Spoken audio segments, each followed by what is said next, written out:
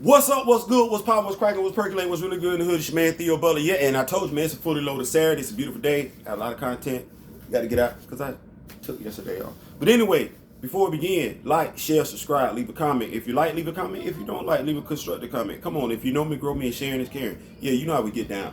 Man, I hope y'all woke up this morning to a great, beautiful day wherever you are. I really, really do, man. Like, honestly, I don't understand how people wake up first thing in the morning with an attitude like you woke up.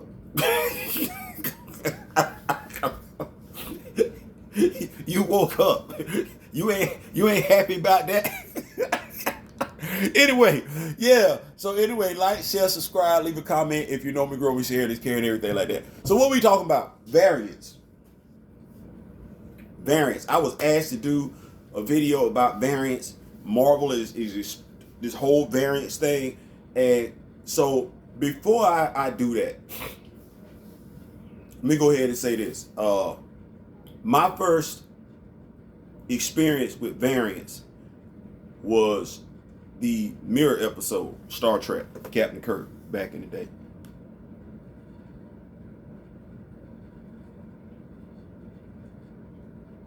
That's when I would have really known what a variant was. As far as reading about variance, I didn't come across that until What If, the book, the comic book, What If.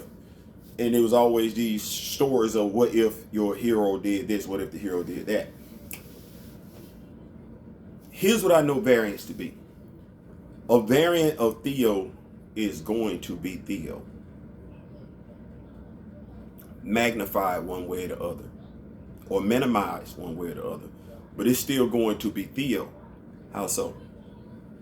Well, the variant that's Theo in an alternate universe. Let's take the Georgia Bulldogs as an example. That's still his favorite football team, college-wise. He may be a coach there. He may have played there. But you know what didn't change? That's his favorite team. He may have went and played for another college. That's his favorite team. Regardless of how athletically superior he may be to me or how athletically inferior he may be to me, that's still going to be his favorite team. Your variant,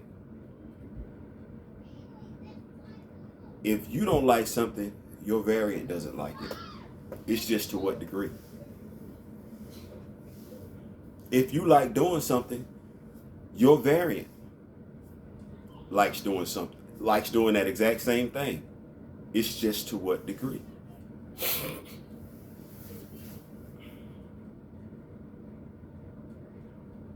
So we look at variance when it comes to T'Challa.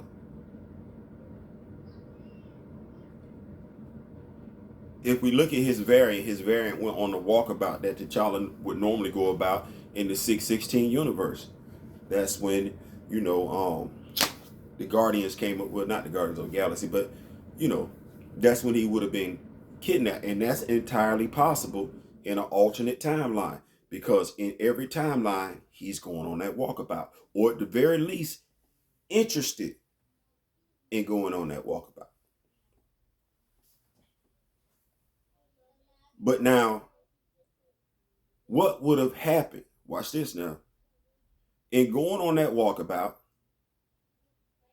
being abducted by the Guardians of the Galaxy, should he have returned home to Wakanda and found that his father, T'Chaka, had been murdered by Ulysses Claw, what do we think that would have been like?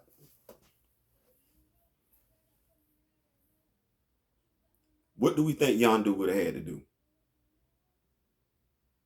Had he come back to Earth and discovered that his father had been killed by Helmut Zemo, what do we think that T'Challa would have done?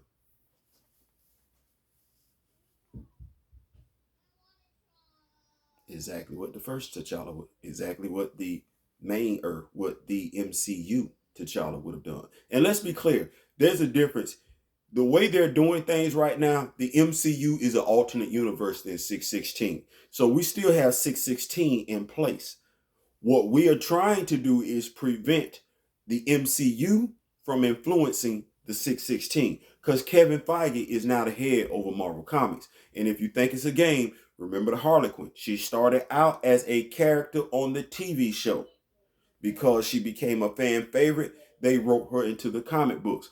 What we're looking at is how Ryan Coogler and Nate Moore are playing footloose and fancy free with the King of Wakanda, doing things they know that can be changed in the comics. We're not doing that. That's why we owning it.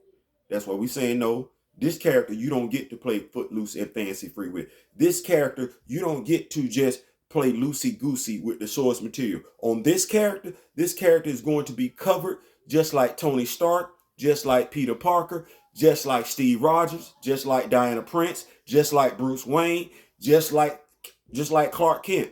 We're not gonna treat this character like guess what? We're not gonna treat this character like Tim Drake.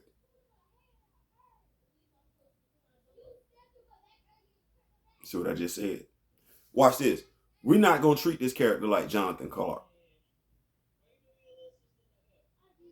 See what I just said?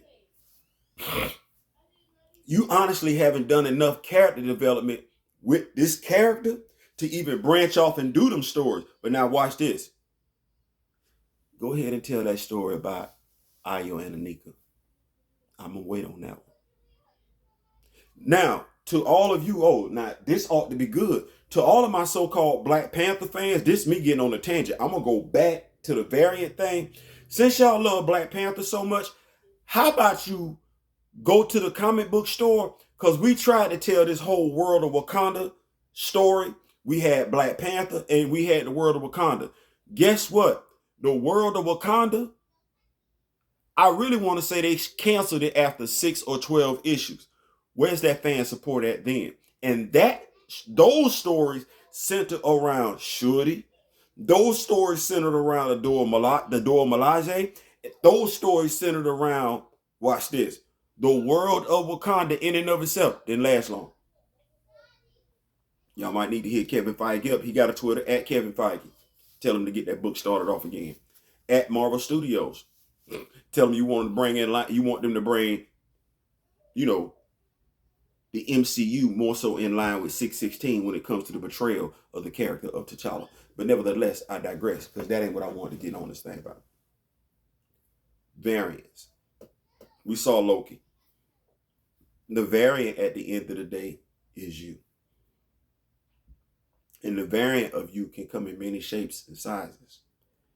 The variant of you can actually come as a different animal. The variant of you can actually come as a different sex. But the variant of you is still you. If your favorite color is red, the variant's favorite color is going to be red. It's just a matter of what they going to do to somebody that disagrees that red is the best color out there. See, you be like, as a variant, you would be like, if somebody disagrees that red is the best color out there, you be like, okay. Your variant might kill somebody that feels like red is not the best color out there. So, that's what your variant is. And we've seen this. If you read the What If magazine, the What If comic book, I know Mr. Smith did. We came across the What If Flash Thompson was Spider-Man. The vulture dropped him from the sky. That was cold-blooded. We saw what if the Avengers broke up. Listen, I want to see it where they do a what if episode where all the Avengers had their own personalized suits of armor, because that was fresh. It was that comic book when the Submariner and the Hulk joined forces and everything like that. The what if universe. What if Korvac? Yeah. The what if universe is a magnificent universe. It is. Because the stories are endless.